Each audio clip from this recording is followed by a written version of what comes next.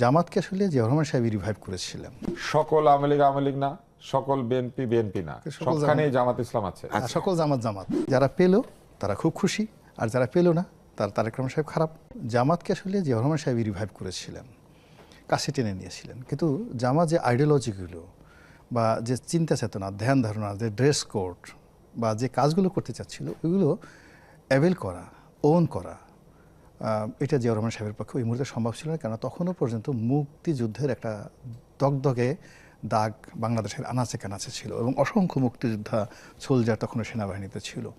তো এটা নিয়ে প্রচণ্ড রকম সমস্যা হচ্ছিল। তার সঙ্গে সঙ্গে জাসদ ছিল, কর্নেল তাহেরের মানে তার ফাঁসি হওয়ার পরও একটা শক্তিশালী সাপোর্টার সেনাবাহিনীতে ছিল। ফলে তার পক্ষে ওটা মানে জামাতকে নিয়ন্ত্রণ করা সম্ভব ছিল না, মোকাবেলাও করা সম্ভব ছিল না। তো এই জন্য তাকে পলিটিক্যালি তিনি প্রথমে চেষ্টা করলেন যে ওই সময়টাতে কিন্তু মৌলানা মান্নান সাহেবের অভ্যুদয় ঘটে এবং he was one of the most Jamiatul Mudarrisin করতেন, কিন্তু সেইখান থেকে ইরাকের সঙ্গে তার অনেক সম্পর্ক। এটা এরশাদের আমলে কিন্তু তাকে জিয়াউর রহমান সাহেব প্রথম তাকে ফিল্ডে নিয়ে আসলে মূলত এন্টি জামাত অ্যাক্টিভিটিস করার জন্য। তো তিনিও মুক্তিযুদ্ধে তার বিতর্কিত ভূমিকা ছিল বাহাউদ্দিন সাহেবের বাবার।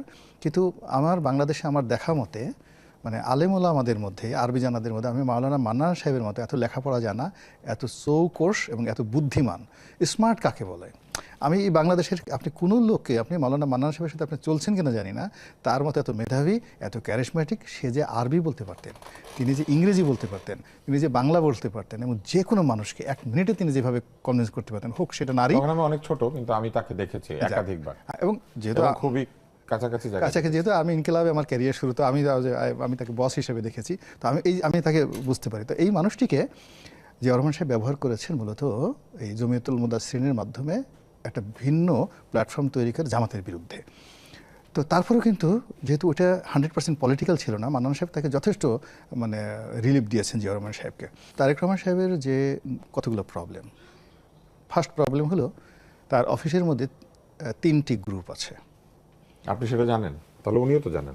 হ্যাঁ, উনি অবশ্যই জানেন, আমার চেয়ে ভালো জানেন। কিন্তু আমরা বাইরে থেকে দেখি, প্রথম এই মুহূর্তে যে গ্রুপটি, যেটা হলো তার সঙ্গে লন্ডন থেকে যারা এসছেন একেবারে ঘরের মানুষ, আপনজন, তাদের দাপট সবচেয়ে বেশি।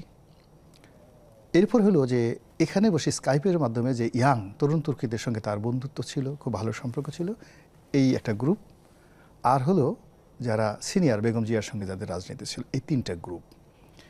তো এই 3টা গ্রুপ হলো প্রিলিমিনারি, তাদের মধ্যে এখন দ্বন্দ্ব সংঘাত, তারপরে শেষে পদ পদবি নিয়ে যা কিছু আসে এগুলো অনিবার্যভাবে তারেক রহমান সাহেবের জায়গায় যদি বিএনপি হতো, আওয়ামী লীগ হতো, সবার ক্ষেত্রে এই ঘটনাটা ঘটতো। দ্বিতীয় যে গ্রুপটি হবে, যারা পেল তারা খুব খুশি, আর যারা পেল না তার তারেক রহমান সাহেব খারাপ, এই বলে তারা বুক থাপড়াবে এবং তলে তলে জামাতকে টিপ মারবে, লাগাও আছি তোমাদের সাথে, বড় দলে লাগাও, হ্যাঁ গন্ডগোল লাগাও, সমালোচনা করো, এবং তারাই তথ্য পাচার করে দেবে, আজকে এটা হয়েছে ক্যাবিনেট মিটিং, আজকে ওইটা হয়েছে, তোমরা এগুলো বলতে থাকো, আমরা তো বলতে পারি না, তোমরা বলো।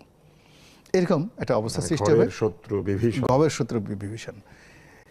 এরপরে যেটা হচ্ছে আরেকটা গ্রুপ তৈরি হয়ে গেছে, এটা ওনার জন্য সবচেয়ে বড়, সেটা হলো হঠাৎ করে এই যে ফুল পার্টি।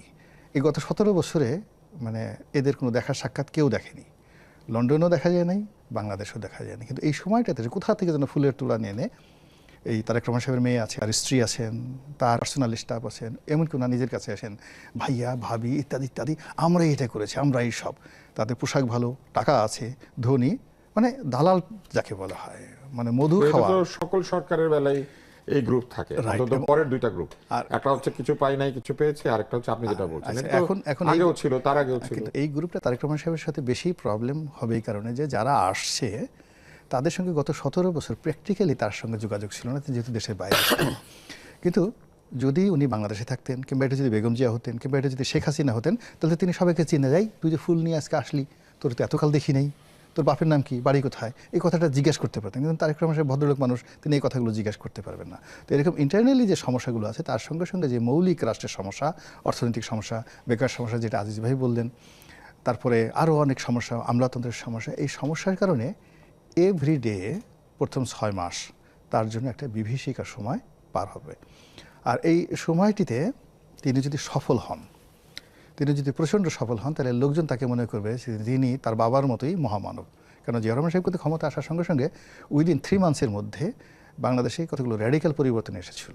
দ্রব্যমূল্য, যোগান, সাপ্লাই, যে মালগুলো বা যে বিষয়ে নিত্য প্রয়োজনীয় পণ্য বঙ্গবন্ধু জমানায় পাওয়া যাচ্ছিল না, লবণের অভাব, চিনির অভাব, তো এই জিনিসগুলো কিন্তু জিয়াউর রহমান সাহেব ক্ষমতা আসার সঙ্গে সঙ্গে অ্যাভেলেবল হয়ে গেছে। তো এখন যে সমস্যাগুলো বাংলাদেশে আছে, এটা যদি তারেক রহমান সাহেব তার বাবার মতো করতে পারেন, তিনি হয়ে যাবেন মহামানব। এবং জামাতের এই জান্নাতের টিকিট, তারপর সে সততা, ন্যায়পরায়ণতা, যে কথাগুলো বলছেন, চাঁদাবাজি সাদাবাজি, এই একটা জিনিসও তার জন্য, তার মানে জনজীবনের যে দুর্ভোগ সেটা দূর করতে পারলেই তিনি জনপ্রিয় হয়ে যাবেন। জনপ্রিয় না, তিনি মহানায়ক হয়ে পড়বেন তার বাবার মতো, এবং জামাত বিপদে পড়বে।